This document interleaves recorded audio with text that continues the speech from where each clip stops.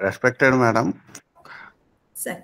Dr. Latika Mishra, at the IGNOU Regional Center, Koraput, esteemed Chief Speaker for today's webinar, Dr. Seshananda Mishra, Reader in Odia. Today, actually, in across the globe,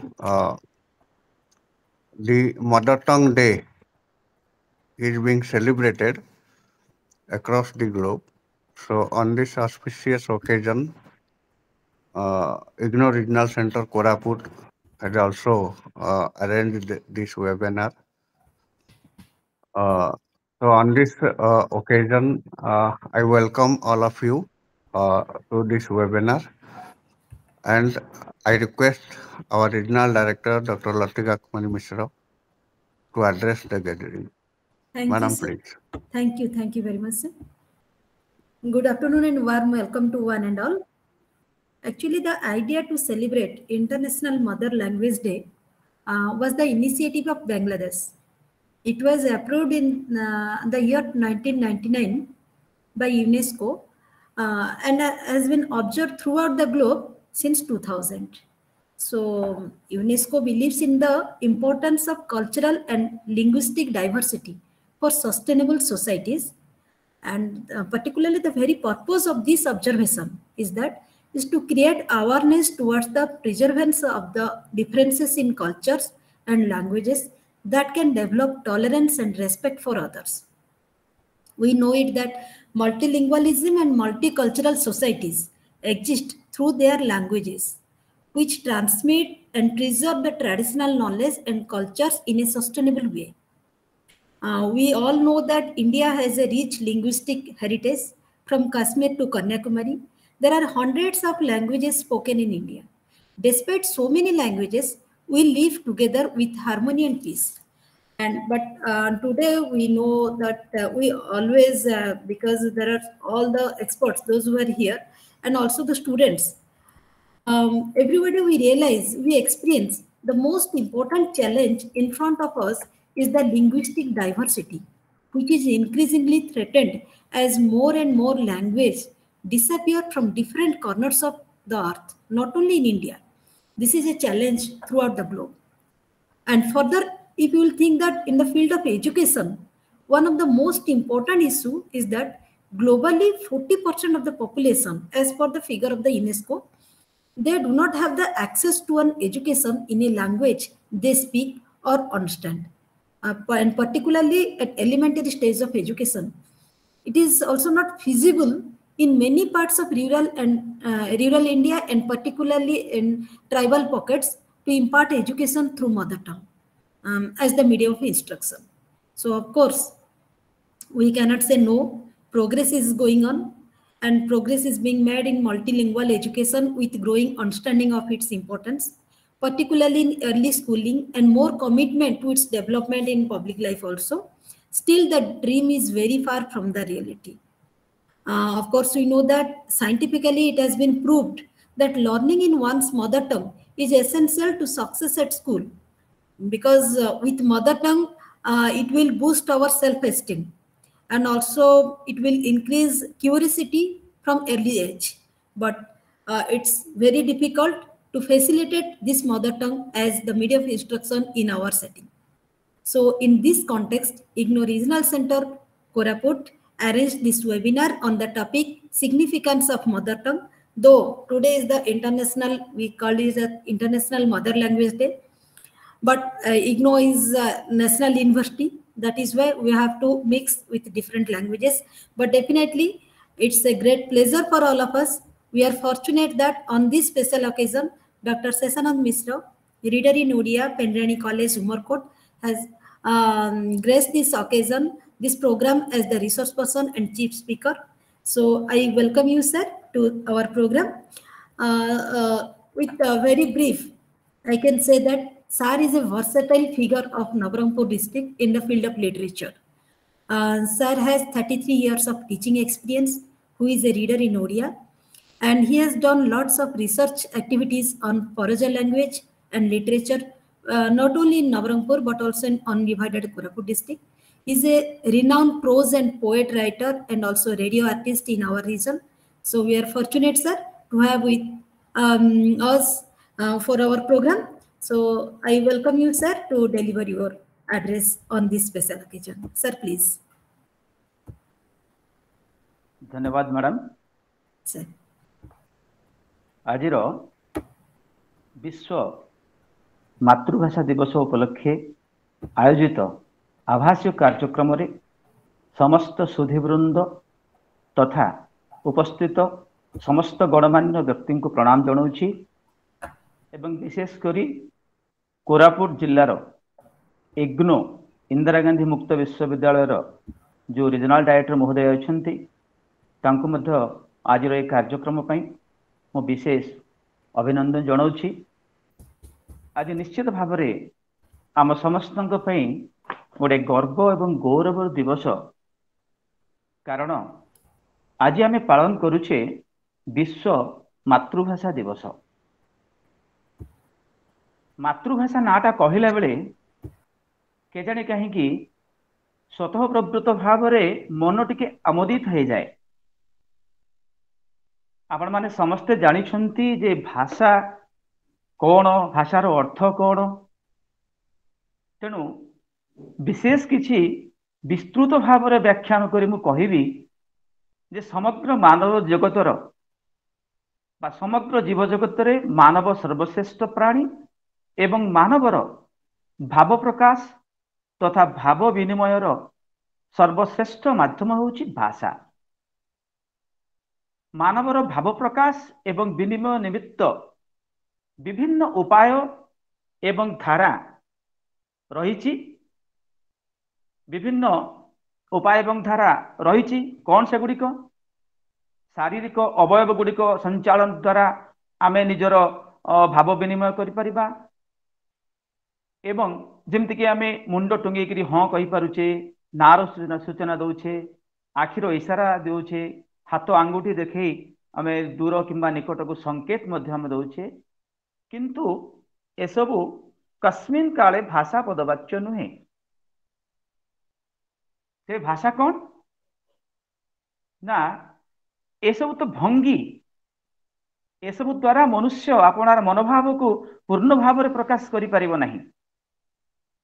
कारण मानसिक स्तर समस्त भाव अंग भंगी माध्यम रे व्यक्त करिबा सहज और बोधगम्य नुहे।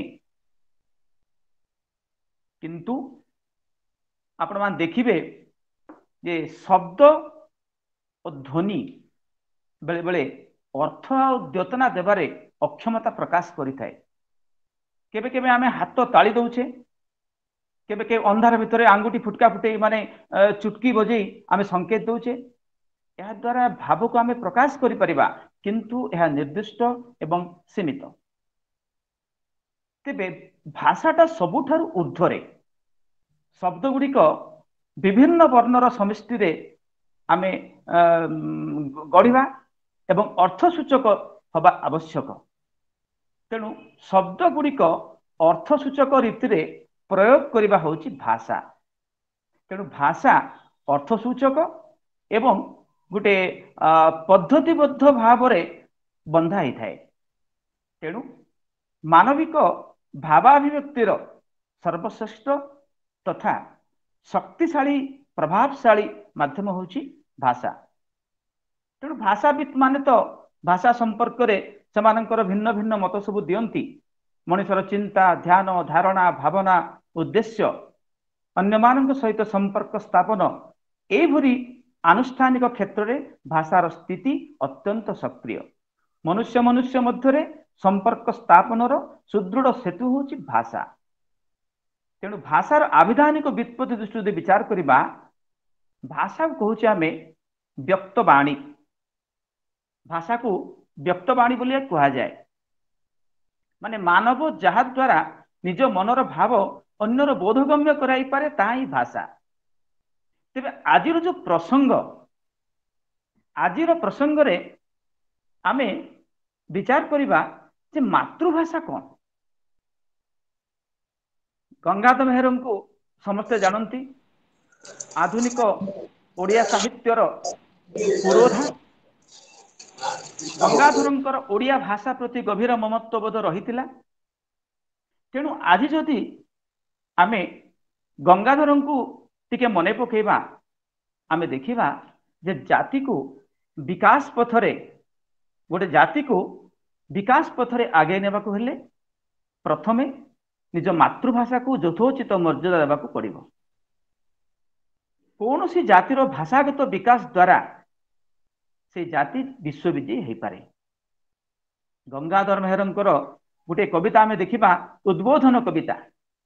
से उद्बोधन कवितार गंगाधर लिखिचंती भाषा जोगु सिना दमी जीवगण मानव करई विश्व राजपण जा भाषा दुर्बल काहीं तार ज्ञान काहीं तार राज दुआरे सम्मान उच्च हेबा पई करो जेबे आशा उच्च करो आगे निज मातृभाषा।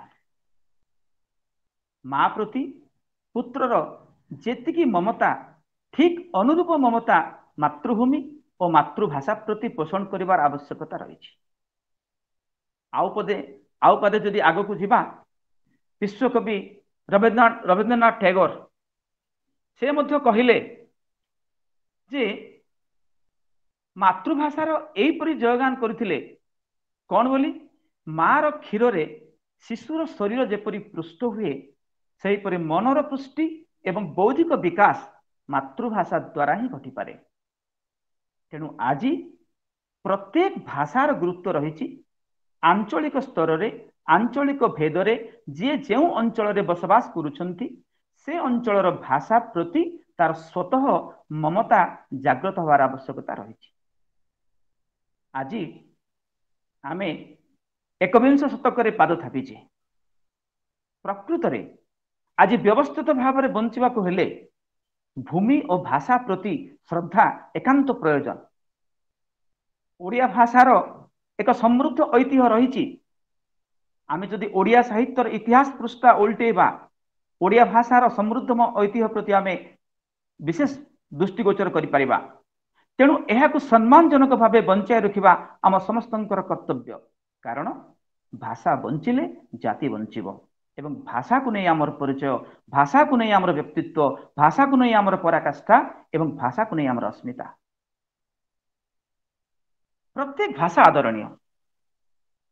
देखंतु विश्व मातृत्व दिवस विश्व मातृभाषा दिवस आमे पालन करुचे।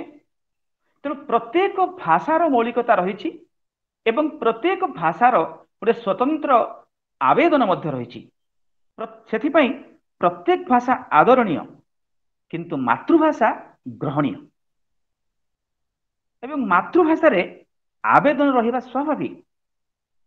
आवेदन न रहिले उपलब्धि कोड आसीबो।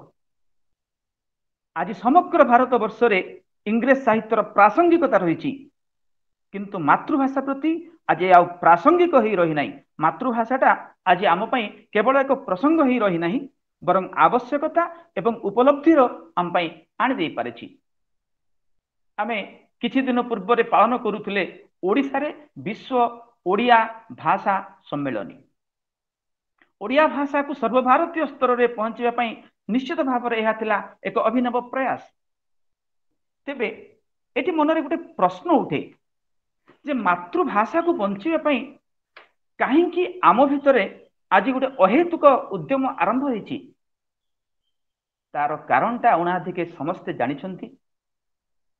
कहिले अप्रासंगिक हब किंतु प्रकृत रे भाषा कोनोसी ना कोनोसी क्षेत्र रे अवहेलित होई पडुछि जद्वारा कि आमे वर्तमान सचेतन है आमे प्रयास करुचु जे कोठी ना कोठी पाश्चात्य शिक्षा पाश्चात्य साहित्य पाश्चात्य सभ्यता संस्कृति संस्पर्श रे आसीबा द्वारा आम भाषा अवहेलित हो पड़ी आम भाषा विडंबित हो पड़ी।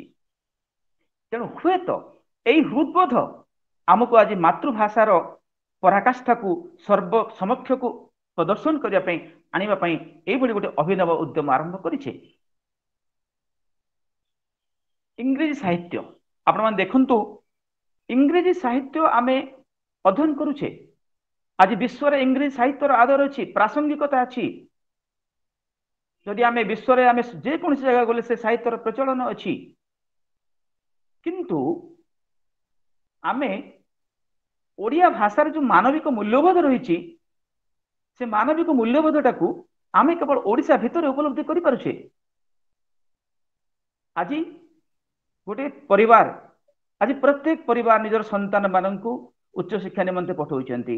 आज छोट पिला बेलू पिलाटीर मन भितर भरी जाउछि इंग्रेज शिक्षा प्रति गोटे अहेतुक आकर्षण आमे लदी दउछे। पिला जेतेबेले सुंदर सुंदर राइम्स गाउछि, सुंदर सुंदर गीत अंगभंगी प्रदर्शन पूर्वक गाउछि, पितामातांकर वक्ष स्फीत हो जाउछि, पितामाता गभीर आनंद अनुभव करुछन्ति। किंतु आपण टिके तळे कि देखिले जानि परिबे जे से भाषा भितर प्रकृति रे कोन आम जातिर आवेदन अछि कि, आम जातिर किछि उपलब्धि अछि कि?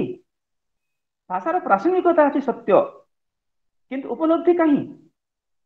आमे पंचम श्रेणी रे पाठ पढुथिले, पंचम श्रेणी रे पाठ पढले बेले मोर गोटे कविता मन अछि, तुम परी छोट पिलाटिए।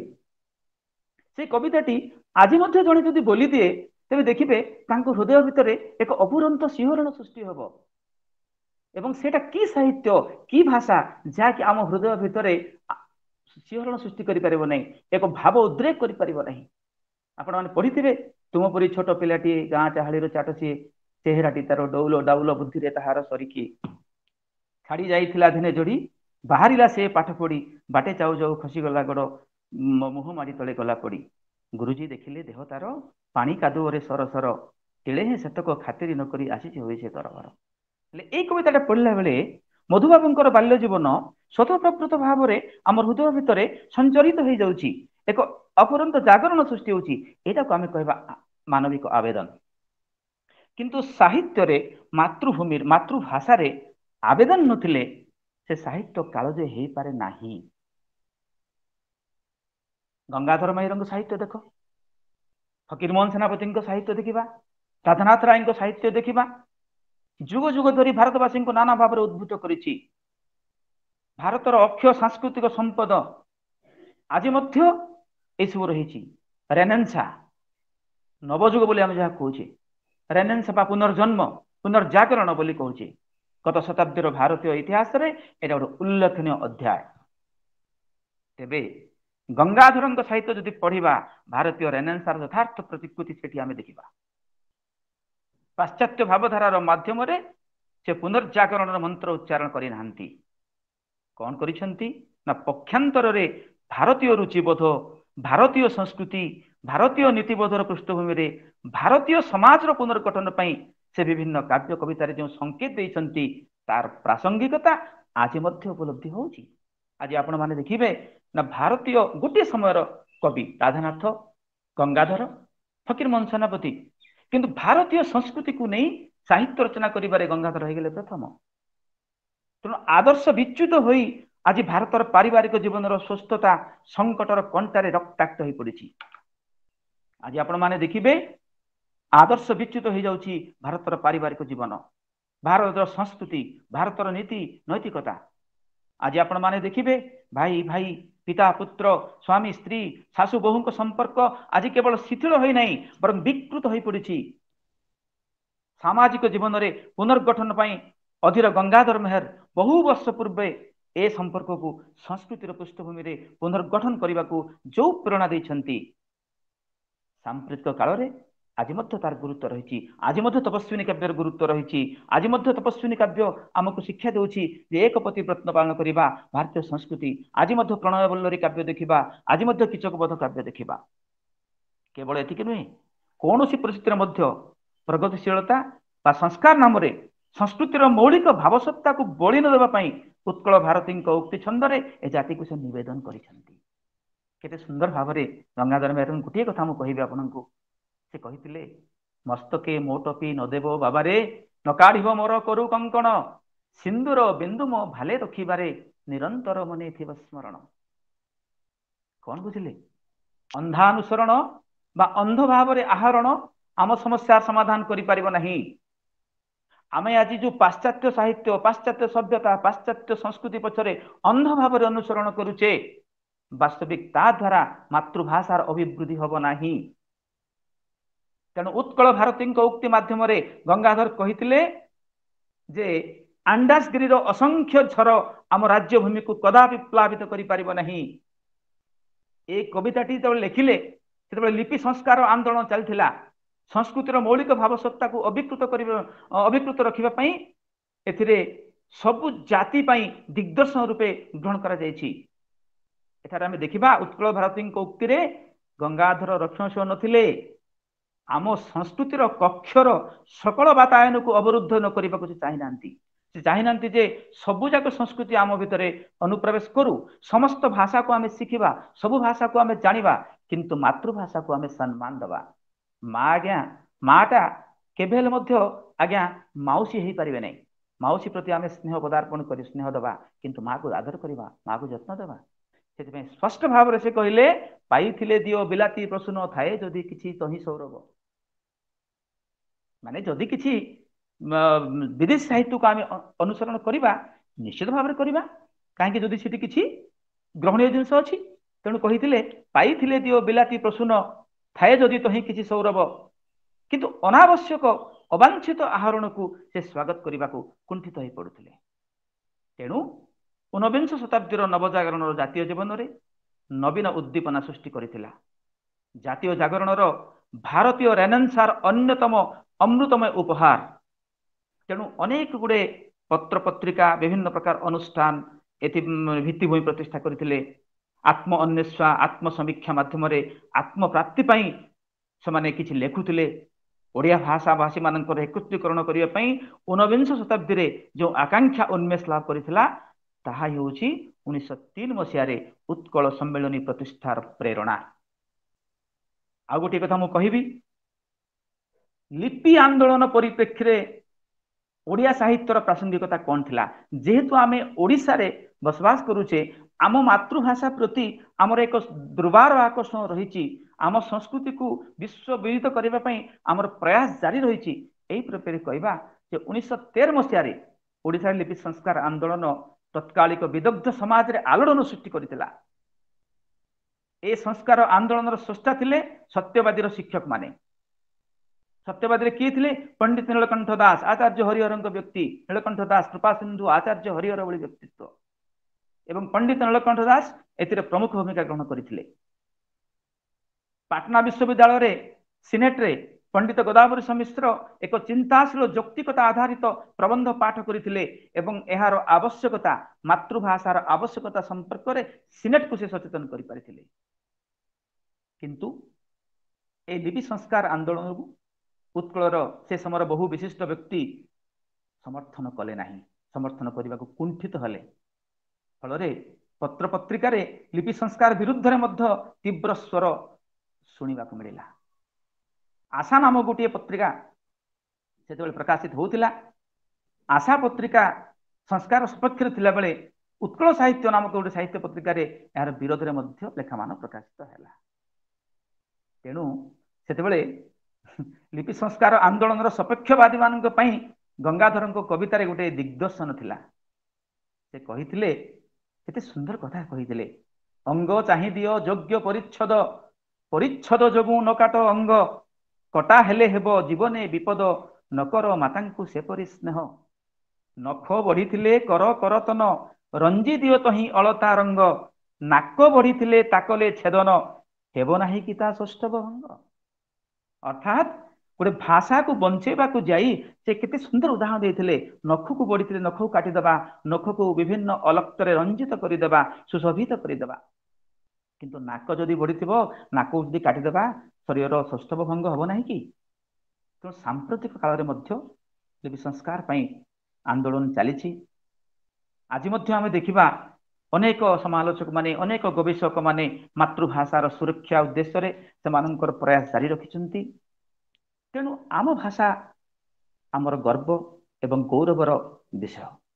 भाषाविद मान द्वारा भाषा संपर्कीय जो मत मंतव्य गुड़िक रही जदि सेगुड़िक आम विचार करवा स्थूलतः भाषा संपर्क में आम देखा मोटामोटी भाव में भाषा चिंता भावना और विचार विनिमयर सर्वश्रेष्ठ शक्तिशाली माध्यम रूपे विवेचित। विभिन्न समालोचक माने भिन्न भिन्न ଲକ୍ଷଣ ପ୍ରକାଶ କରିଛନ୍ତି। ଭାଷା ବିନିମୟର ବା ଭାବ ବିନିମୟର ଶ୍ରେଷ୍ଠ ମାଧ୍ୟମ ବୋଲି କହୁଥିବା ବେଳେ ଆଉ କେହି କେହି କହୁଛନ୍ତି ମନୁଷ୍ୟ ବାକ୍ଯନ୍ତ ନିଃସୃତ ଧ୍ୱନି ସମିଷ୍ଟି ବୋଲି କହୁଛନ୍ତି। ଭାଷାରେ ଥିବା ଧ୍ୱନି ପ୍ରତୀକ ଗୁଡ଼ିକ ସୁବ୍ୟସ୍ତ ବୋଲି କହୁଛନ୍ତି। ମାନବର ଧ୍ୱନି ସଂକେତକୁ ନେଇ ଭାଷା ଗଢ଼ାଯାଏ। ଓଠ, ଜିଭ, ଦାନ୍ତ ପ୍ରଭୃତି କଥନ ଯନ୍ତ୍ର ବା ବାକ୍ଯନ୍ତ୍ର ଭାଷା ପ୍ରକାଶର ମୁଖ୍ୟ ସହାୟକ। ଯେମିତି ଆମେ କହୁଛେ କେତେଟା ଅଷ୍ଟଧ୍ୱନି ବୋଲି କହୁଛେ, ପ, ଫ, ବ, ଭ, ଯାହାକି ଓଠ ନିର୍ଗତ ହେଉଛି, ଆପଣମାନେ ଜାଣିପାରିବେ।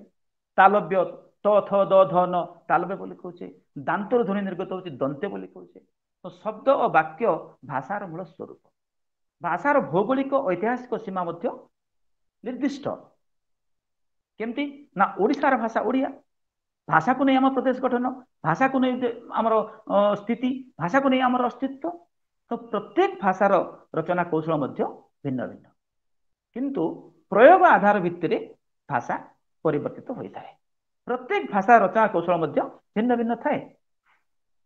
ଆମେ ଦେଖିବା ଭାଷା ଅଭିବ୍ୟକ୍ତିର ପ୍ରଧାନ ମାଧ୍ୟମ ହେଉଛି ଧ୍ୱନି ଏବଂ ଧ୍ୱନି ଗୁଡ଼ିକର ଲିଖିତ ରୂପ ହେଉଛି ବର୍ଣ୍ଣ। ଭାଷାର ଧ୍ୱନି ସମ୍ପୃକ୍ତ ଭାଷାର ଲିଖିତ ରୂପ। ଆପଣମାନେ ଦେଖିବେ ଅନେକ ଭାଷା ସମୟ ସ୍ରୋତରେ ବିଲୁପ୍ତ ହୋଇଗଲାଣି। କାହିଁକି ନା ସେଗୁଡ଼ିକର ଲିପିର ଅଭାବ ହେତୁ। କୋରାପୁଟ ଜିଲ୍ଲାରେ ମୁଁ ଯେତେବେଳେ ଆଦିବାସୀ ମାନଙ୍କ ବିଷୟରେ ଗବେଷଣା କରୁଥିଲି, ମୁଁ ଦେଖିଛି ଯେ 62 ପ୍ରକାର ଆଦିବାସୀ ଭାଷା ସମଗ୍ର ଓଡ଼ିଶାରେ ଥିଲା। ସମ୍ପ୍ରତି ତାହା 33କୁ ଖସି ଆସିଛି। ଏହାର ଏକମାତ୍ର କାରଣ ହେଉଛି ରକ୍ଷଣାବେକ୍ଷଣର ଅଭାବ ଏବଂ ଲିପିର ଅଭାବ। କେତେକ ଭାଷାର ଆଦିବାସୀ ମାନଙ୍କ ଭାଷା ରହିଛି, କିନ୍ତୁ ସେମାନଙ୍କର ଲିପି ନାହିଁ, ଯଦ୍ୱାରା କି ସେ ଭାଷା ଗୁଡ଼ିକ ଆଉ ଆମେ ସଂରକ୍ଷଣ କରିପାରୁନାହୁଁ।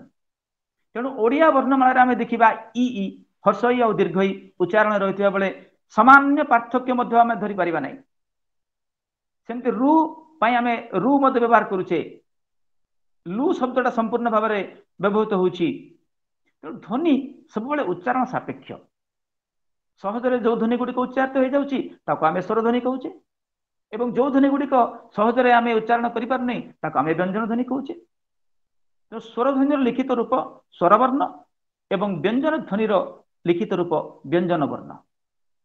ତେଣୁ ଆମେ ଦେଖିବା ଆମ ଭାଷାର ଏତେ ସୁନ୍ଦର ଐତିହ୍ୟ ରହିଛି, ଆମ ଭାଷାର ଏତେ ସୁନ୍ଦର ଇତିହାସ ରହିଛି, ତଥାପି ମାତୃଭାଷାକୁ ଗ୍ରହଣ କରିବାରେ କୌଣସି ନା କୌଣସି ଠାରେ ଆମେ କାର୍ପଣ୍ୟତା ପ୍ରଦର୍ଶନ କରୁଛେ।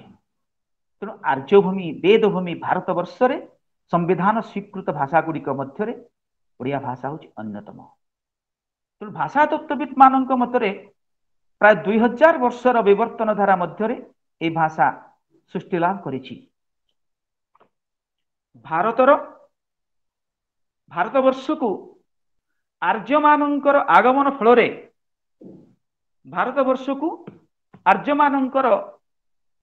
ଫଳରେ ଏମାନଙ୍କର କଥିତ ଆର୍ଯ୍ୟ ଭାଷା ଓଡ଼ିଆ ଭାଷାର ମୂଳ ଉତ୍ସ ବୋଲି ଅନେକ ବିଦ୍ୱାନ ମତ ଦିଅନ୍ତି। ତେବେ ଆମେ ତ ମାତୃଭାଷା ବିଷୟରେ ଆଲୋଚନା କରୁଛେ, ସମ୍ୟକ ରୂପରେ ଆମେ ଜାଣିବା ଦରକାର ଯେ ଆମ ଭାଷାର ଉତ୍ପତ୍ତି କେମିତି ହେଲା। ଭାରତବର୍ଷକୁ ଆର୍ଯ୍ୟମାନଙ୍କର ଆଗମନ ସମ୍ପର୍କରେ ଭିନ୍ନ ଭିନ୍ନ ବିଦ୍ୱାନ ମାନେ ଭିନ୍ନ ଭିନ୍ନ ମତ ପୋଷଣ କରନ୍ତି। ଆର୍ଯ୍ୟମାନଙ୍କର ଭାରତ ଆଗମନକୁ ଐତିହାସିକ ମାନେ ଖ୍ରୀଷ୍ଟପୂର୍ବ 2000 ବର୍ଷ ବୋଲି ଗ୍ରହଣ କରିଥାନ୍ତି। ପ୍ରାୟ ଖ୍ରୀଷ୍ଟପୂର୍ବ 15ଦଶ ଶତାବ୍ଦୀ ବେଳକୁ ଆର୍ଯ୍ୟମାନଙ୍କର ବିଭିନ୍ନ ଦଳ ପଞ୍ଜାବ, କାଶୀ, କୋଶଳ, ଉତ୍ତର ପଶ୍ଚିମ ସୀମାନ୍ତର ବିଭିନ୍ନ ସ୍ଥାନରେ ବସବାସ କରିଥିଲେ। ଏତେବେଳକୁ ଭାରତୀୟ ଆର୍ଯ୍ୟ ଭାଷା ସୃଷ୍ଟି ଲାଭ କରିସାରିଥିଲା। ତେଣୁ ଲକ୍ଷଣ ଦୃଷ୍ଟିରୁ ଭାରତୀୟ ଆର୍ଯ୍ୟ ଭାଷାକୁ ବିଦ୍ୱାନ ମାନେ ମୁଖ୍ୟତଃ 3 ଭାଗରେ ବିଭକ୍ତ କରିଥିଲେ। କଣ କଣ ନା ପ୍ରାଚୀନ ଭାରତୀୟ ଆର୍ଯ୍ୟ ଭାଷା ଖ୍ରୀଷ୍ଟପୂର୍ବ 1500 ରୁ 500 ମଧ୍ୟରେ, ମଧ୍ୟ ଭାରତୀୟ ଆର୍ଯ୍ୟ ଭାଷା ଖ୍ରୀଷ୍ଟପୂର୍ବ 500 ରୁ ଖ୍ରୀଷ୍ଟୀୟ 1000 ମଧ୍ୟରେ, ନବ୍ୟ ଭାରତୀୟ ଆର୍ଯ୍ୟ ଭାଷା ଖ୍ରୀଷ୍ଟୀୟ 1000 ଠାରୁ ବର୍ତ୍ତମାନ ପର୍ଯ୍ୟନ୍ତ। ତେଣୁ ଭାଷା ତତ୍ତ୍ୱବିତ୍ ମାନେ ମଧ୍ୟ ଭାରତୀୟ ଆର୍ଯ୍ୟ ଭାଷାର ଶେଷ ସ୍ତରରେ ଥିବା ମାଗଧୀ ଶାଖାରୁ ଓଡ଼ିଆ ଭାଷାର ଉତ୍ପତ୍ତି ଘଟିଥିବା ସ୍ୱୀକାର କରିଥାନ୍ତି। ଆପଣମାନେ ଜାଣି ଖୁସି ହେବେ ଯେ ପ୍ରାୟ 10ମ ଶତାବ୍ଦୀ ବେଳକୁ ମାଗଧୀ ଅପଭ୍ରଂଶ ଶାଖା ବା ପୂର୍ବୀ ମାଗଧୀ ଅପଭ୍ରଂଶରୁ ଆସି ଓଡ଼ିଆ ଭାଷା ଆପଣାର ସ୍ୱତନ୍ତ୍ର ରୂପ ପ୍ରାପ୍ତ ହୋଇଥିଲା। ପରବର୍ତ୍ତୀ ସମୟରେ ପ୍ରତ୍ନ ଓଡ଼ିଆ ଭାଷା, ସିଦ୍ଧାଚାର୍ଯ୍ୟ ମାନଙ୍କର ଦୋହା, तत्कालीन शिलालेख गुड़िकर व्यवहृत भाषार मिश्रण में ओडिया भाषा तार प्रारंभिक रूप निर्णीत है एवं यह सहित मिशीथिला आदिवासी और द्राविड़ भाषा। तेणु ओडिया भाषा एसबूर व्यापक प्रभाव स्पष्ट प्रमाण मिले। आमे जो ओडिया कहूचे से ओडिया आप देखिए केन्द्रांचल बसवास कर लोक मैंने जो ओडिया कहती कोरापुट जिले में बसवास कर ओडिया माने ओडिया भितर तो रही आंचलिक भाषा प्रभाव रही। तेरे प्राचीन ओडिया भाषा विविध परिवर्तन मध्य दे विवर्तित होई अद्यावधि गतिशील हो आसुछि। आमे जदि देखिबा ओडिया भाषार विवर्तन धारा को विचार करिबा ताकू पुनी तीन भाग रे विभक्त करले प्राचीन ओडिया भाषा एवं प्राचीन ओडिया भाषा रे कोन रहिला चर्या गीतिका रहिला जाको आमे प्राक सारला बोली कहूचे। विभिन्न प्रकार शिलालेख सब रही जदि भुवनेश्वर आविष्कृत होईछि द्वैभाषिक शिलालिपि से द्वैभाषिक माने दुईटा भाषा अछि गोटे पटे रही प्रश्न ओडिया रही आउ गोटे रही तमिल भाषा रही। सारला महाभारत रही प्राचीन ओडिया भाषार स्वरूप। तापर देखिए मध्यकालीन ओडिया भाषा सी रहा विभिन्न प्रकार संत साहित्य रहा काव्य साहित्य रहा एवं आधुनिक ओडिया भाषा रहा केबे नौक दुर्भिक्ष जब पड़ा 1866 समय प्रचलित भाषा को आम आधुनिक ओडिया भाषा बोली कहूचे। तेणु ओडिया भाषा प्राचीन भारतीय आर्य भाषार विवर्तित रूप एथिरे संदेह अवकाश नहीं। तेणु ओडिया भाषार ऐतिह्य आपाततः 2000 वर्षर प्राचीन भारतीय आर्य भाषार उत्पत्ति लाभ करी 2000 वर्ष व्यापी विवर्तन मध्य दे गतिशील आमर ओडिया भाषा। भाषा विकास क्षेत्र में मातृभाषार विकास क्षेत्र में आलोचक माने 3 गोटी स्तर लक्ष्य करिसेंती। प्रथम स्तर में प्राचीन नवीन भारतीय आर्य भाषा, मध्य स्तर में भारतीय आर्य भाषा एवं अंतिम स्तर में नवीन भारतीय आर्य भाषार विवर्तन को स्वीकार करिसेंती। तेबे नवीन भारतीय आर्य भाषा गुड़िक मध्य प्रतिष्ठा पाइथिबा विभिन्न भाषा भितर ओडिया भाषा होउछि शास्त्रीय मान्यता प्राप्त अन्यतम शास्त्रीय भाषा। तेणु यही भाषार जो इतिहास रही केते गौरवमय। यही भाषार जो ऐतिह्य जो परंपरा सबुगुड़िक आम संस्कृति सहित समन्वित। आपण मान जदि सारला महाभारत पढ़िबे 15 शताब्दी रे सारला दासंकर महाभारत रे तत्कालीन सामाजिक जीवन वास्तव चित्र आम देखा पाइबा। तत्कालीन समाज खाद्य पेय पोशाक परिच्छेद ठार आरंभ करी प्रत्येक जिनस महाभारत आम देखा। ख्रीष्टपूर्व 800 बेलू को वैदिक भाषार कथित रूप से अनेक परिवर्तन है। विशिष्ट व्याकरणिक पाणिनि तांकर अष्टाध्यायी व्याकरण ग्रंथ रे संस्कृत भाषार उपयुक्त व्याकरण लिखिले किंतु कौन समय मध्य जनतार भाषा को लिखि पारले नहीं। व्याकरण नीति नियम को स्वीकार करे नहीं। तेणु आमे पाणिनिंकर व्याकरण नियम को उपेक्षा करी साधारण जनता निजस्व भाषा को ग्रहण करनेले। तेणु लिखित रूप ठारू भाषार कथित रूप पुनर्बार दूरे जावाक लागिला एवं भाषा देखिबा सामाजिक व्यवस्था रे साहित्य रे भाषार व्यवहार ठारू बरं जनतुंड रे भाषार व्यवहार और प्रसार अधिक व्याप्त। एणु जनतार भाषा होची मुख्य भाषा। आज सारला दास महाभारत आपण माने पढ़िथिबे जानिथिबे जे सारला दास तांको महाभारत रे गोटे निर्दिष्ट वृत्त से वृत्त रे रचना करिसेंती। कौन से वृत्त? दांडी वृत्त। दंडे मात्र विलंब न करी जेतेबेले ताको गान करा जाए ताको दांडी वृत्त बोली कहा जाए। सारला दास जेतेबेले महाभारत लिखिले सारला महाभारत तांको आगरे कौन से आदर्श नथिला। तेणु विभिन्न प्रकार लोक किंवदंती लोक कहानी लोक कथा ढग ढमाली प्रवाद प्रवचन ए सब को नहीं से महाभारत ग्रंथ रचना कले एवं से महाभारत भितरे गोटे जातिर समस्त तथ्य उपस्थापन करिसेंती। तेणु सारला दासंकर महाभारत कहा जाउची ओडिया जातिर विश्वकोश बोली कहा जाउची। तेणु जन प्रकृति जनतार भाषा व्यवहृत होईची प्राकृत भाषा रूपे ताको आमे कहूचे। तेणु ख्रीष्टपूर्व 500 रु ख्रीष्टपूर्व 1000 वर्ष पर्यंत जो भाषा प्राथमिक माध्यमिक प्रांतीय स्तर विभिन्न स्तर दे भाषा परिवर्तित होईची। पुनश्च आमे जो दिखे जीवा आगु को जीवा सारा साहित्य पर आसीगले पंचसखा 5 जन साहित्य साधक जगन्नाथ दास बलराम दास अनंत अच्युत जशवंत दास जो माने प्रतापरुद्र देवଙ୍କ राजत्व समय एक आध्यात्मिकतार वातावरण सृष्टि करिवार क्षम होइथिले, जो माने प्रतापरुद्रଙ୍କ राजत्व समय समग्र ओडिशा रे एक आध्यात्मिक नवजागरण आनिबारे सफलता प्रदर्शन करथिले, सेमानक मध्यरु जगन्नाथ दासଙ୍କର भागवत होउची श्रेष्ठ कृति। से समय उत्कल को श्री चैतन्यଙ୍କର आगमन एवं चैतन्य जो आसिले से देखिथिले जे गोटे गौरवर्णर व्यक्ति, गौरवर्णर ब्राह्मण जगन्नाथଙ୍କ निकटरे बसी, जगन्नाथଙ୍କ सम्मुख भागरे बसी भागवत पारायण करुछंती एवं भागवतर सुंदर तथ्य गुड़िक जगन्नाथ व्याख्या करुछंती। आत्मतल्लीन हो पड़े नदिया नवदीपुर आसीथिबा किए श्री चैतन्य महाप्रभु एवं जाई तांको आनंद रे कलागत करथिले जगन्नाथଙ୍କୁ एवं से कहिथिले आमी रूप सागर डूब दिए अरूप रतन आशाय। से जगन्नाथଙ୍କ भितर कृष्ण को देखि पारिथिले एवं सेठी वैष्णव धर्म दुई भाग विभक्त होइतिला, गौड़ीय धर्म वैष्णव धर्म हला। जगन्नाथ चैतन्यଙ୍କ आगमन परे ओडिसा रे हम देखुचे ना गौड़ीय धर्म, सेतिले गौड़ीय धर्मावलंबी कृष्ण थिले तांकर आराध्य, किंतु वैष्णव मानक मतरे वैष्णव माने कहते जे जगन्नाथ हो जे षोलकला तहु कलाए नंदबला कला कुशल कला करी तबे भी हरे नरहरि। रसकल काव्य दीनकृष्ण दास लिखिले जगन्नाथ होउछन्ति षोल शक्तिर आधार एवं श्रीकृष्ण होउछन्ति एकमात्र कला, श्रीकृष्ण षोलकलार एकमात्र आधार। तेबे एई भली उन्नत साहित्य आपण परिकल्पना करि परिबे? ओडिया भाषा एति समृद्ध, तापर देखिए आप आसीबे मध्ययुगीय साहित्य को। मध्ययुगीय साहित्य ओडिया साहित्य इतिहास एक सुवर्ण युग बोली कहले अत्युक्ति हम नहीं। एवं ए युगर सर्वश्रेष्ठ कवि होउछन्ति कवि सम्राट उपेन्द्र भंज। जो उपेन्द्र भंज रचना करिछन्ति कोनोसी प्रकार मात्रा व्यवहार न करि लिखिले अबनारस तरंग। से गोटे काव्य रचना करिछन्ति अबनारस तरंग, जोठी कि कोनोसी प्रकार मात्रा से व्यवहार करि नांती। एक दुष्प्राप्य काव्य, ब अक्षर को व्यवहार करी ब आद्य नियम लिखिले वैदेही, सो आद्य अक्षर लिखिले सुभद्रा परिणय काव्य, कला कौतुक, लावण्यवती काल्पनिक काव्य, ये सब काव्य रचना उपेन्द्र भंजଙ୍କ साहित्य को संस्कृत साहित्यर समकक्ष कराइबारे यथार्थ भूमिका ग्रहण करथिला।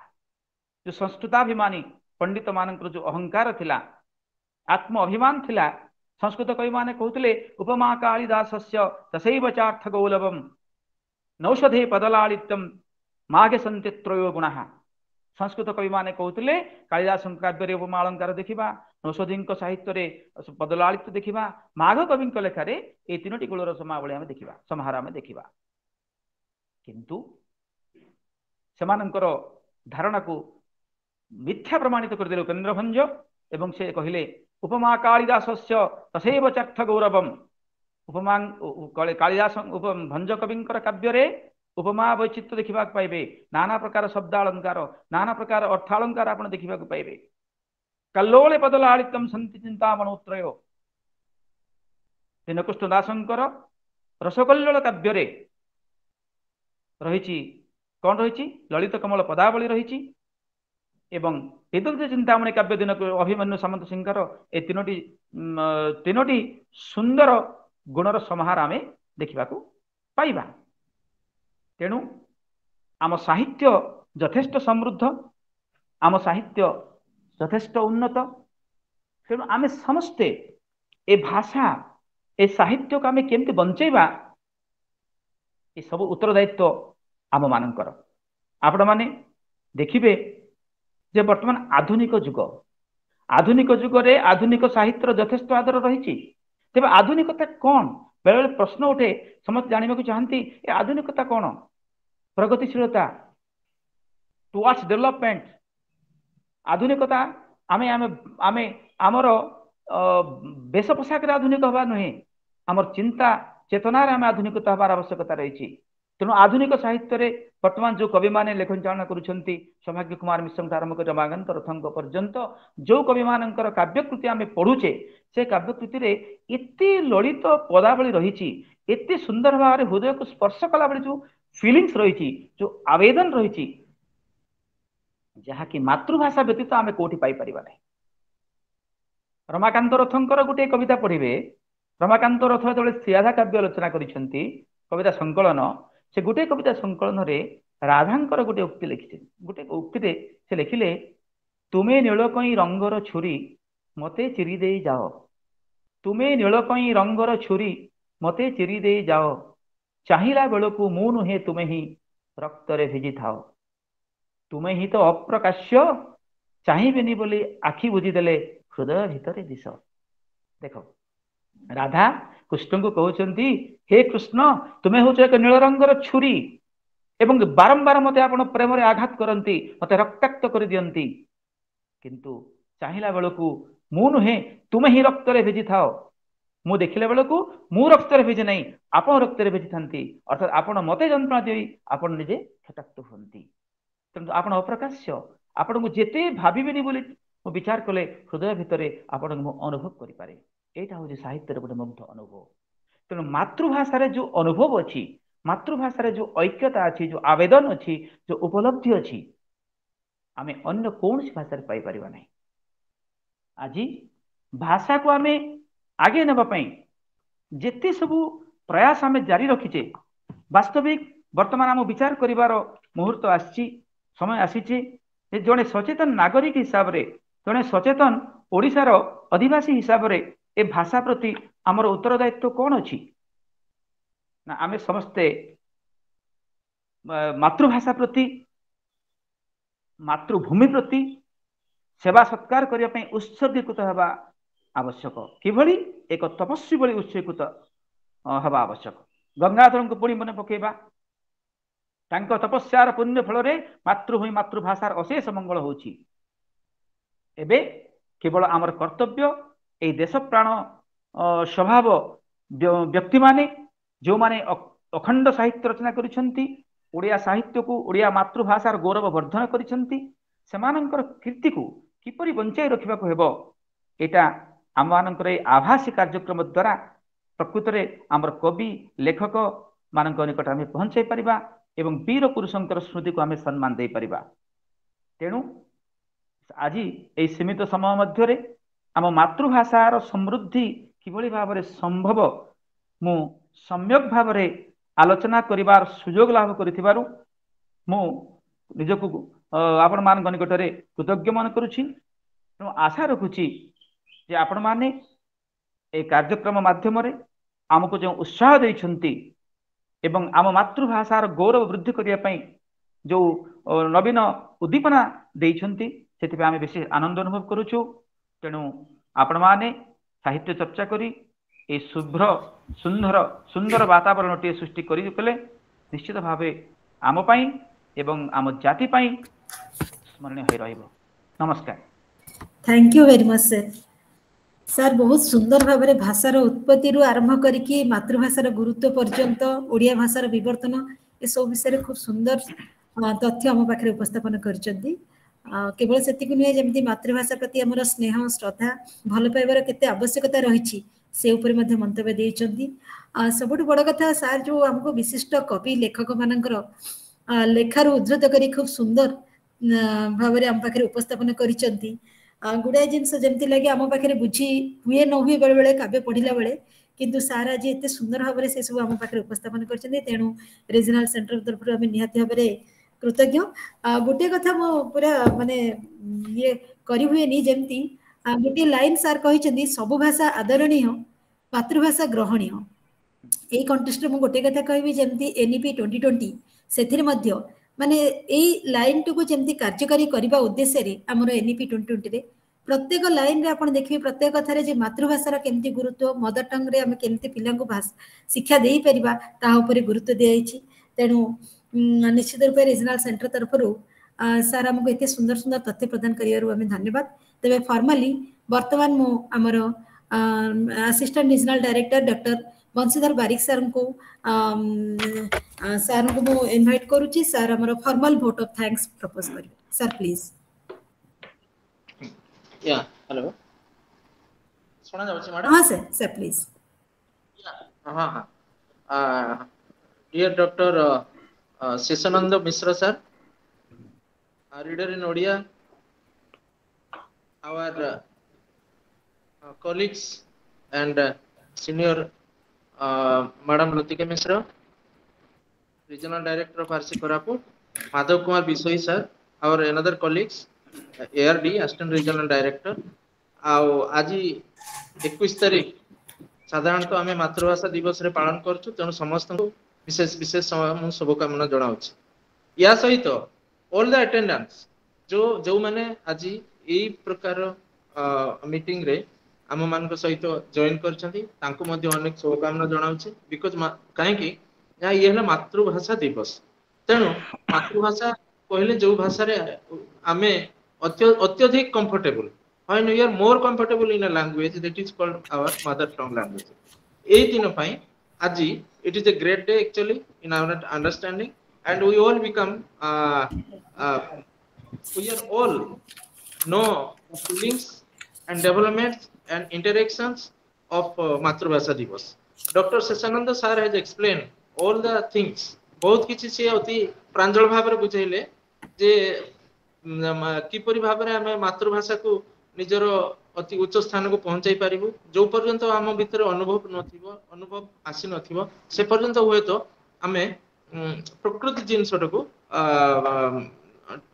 ये करि पारिबोनी प्रेजेंट करि पारिबो नाही मोर मने अछि being a students of philosophy actually what unless until you have language you cannot express the feelings what you are feeling what you are realizing what is your experience so तेनु कोन कहा जाय ना जो पर्यंत निज अनुभव टाको प्रकाश न करि पारे आमे समर्थ करि न पारो से पर्यंत साधारणतः आम पाखरे कोनोसी प्रदर्पण करिवार ये न थाए तेणु language is the only ultimate in order to express your feelings एटा सबुआडे प्रदर्शित एई भली एक दिन को आमे मातृभाषा दिवस पालन करछु मातृभाषा रे कोन हुए छोट पिलाटी आरंभरो से अति कंफर्टेबल थाए बिकॉज ये मांकर भाषा आ एई भाषा माध्यम रे आमे निजको साधारणतः प्रत्येक क्षेत्र रे मोस्ट कंफर्टेबल अनुभव करथौ तेणु एई भाषा को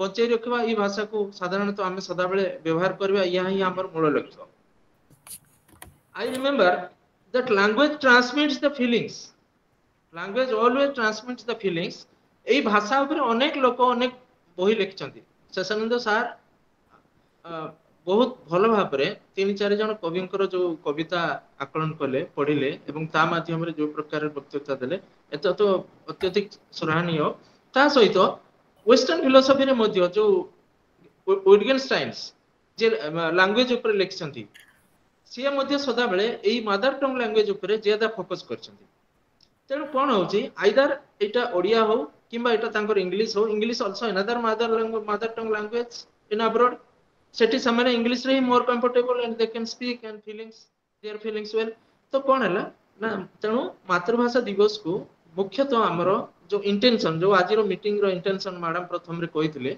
जे आमे या को भलो भाबरे पुंखानुपुंख भाबरे आलोचना कले आम भितरे जो अनुभव आम भितरे जो आशा रहिछि सेगुडा को हम भलो भाबरे व्यवहार करि परिबो तेणु sir I understand because I am not more comfortable in speaking Odia languages because long away we are out of Orissa actually somehow the literature language it is a literature language it is not only easy language it is of course a very difficult language not only for me as well as for the many districts of our Orissa even Mayurbhanj people cannot speak good Odia languages unless until it is in coastal area so but we express our feelings whatever the language it may be little bit tainted from pure Odia but feelings is same that is why आपण जो Sachchanand sir जो कथा जो गुडा को कहिले जो कविता माध्यम रे अनेक किछि पदार्पण कले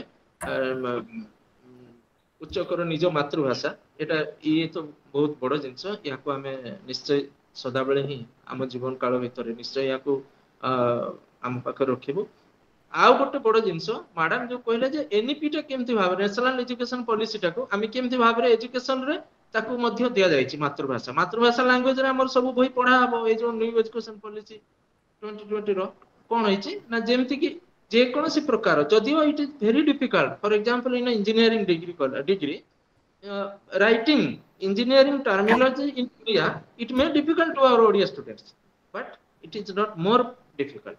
ଯଦି ଆମେ ଇଚ୍ଛା କରିବୁ ଇଚ୍ଛା ଭାବରେ ପୂରଣ କରିବୁ ଡେଫିନେଟଲି ଇଏ ଆମ ପାଇଁ ବହୁତ ସାହାଯ୍ୟ। ଆଜି ଏଇ ପରିପ୍ରେକ୍ଷୀରେ ମୁଁ ଶେଷାନନ୍ଦ ସାରଙ୍କୁ ଅନେକ ଅନେକ ଧନ୍ୟବାଦ ଦେବି, କାରଣ he has given a very lucrative analysis of Oriya language, mother tongue languages. It is really very excellent. Apart from that, I thanks our madam Latika Misra madam, who has taken the initiatives, because madam told me today morning that today we will have to a meeting because it is the mother tongue day and we have to celebrate it. ये बहुत बड़ा कथा. So I thanks Madam Latika Misra also and my colleagues Madhav sir and all the learners, all the students and gentlemen, sir, senior professors, all are attending this meeting. It is really great day, and we are not able to interact today perhaps due to some lacking of time and all. And in future we are also expecting this type of programs many times so that a new education systems can be rebuilt. With these things, I thanks everyone. Sir, Sasadav sir, Puni Namaskar. Dhanyavad sir. Thank you very much, sir. Lastly, I just request all the participants, please open your video so that we will have a photo. And also at the end of the program, I express special thanks on behalf of Regional Center to our esteemed coordinators and also the expert academic counselors from different parts of this region, those who have joined this program. Thank you all. ସମସ୍ତେ ଟିକେ video on କର, photo ନେଇଗଲେ ଭଲ ହବ, ଇଏ ଗୋଟେ ସ୍ମୃତି।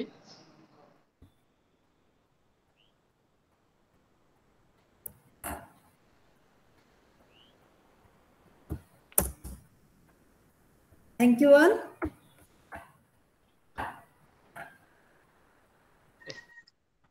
Hello ବର୍ତ୍ତମାନ ଆମେ ମିଟିଂ କ୍ଲୋଜ କରିବା। Thank you. Thank you, ma'am. Welcome ma'am. Thank you ma'am.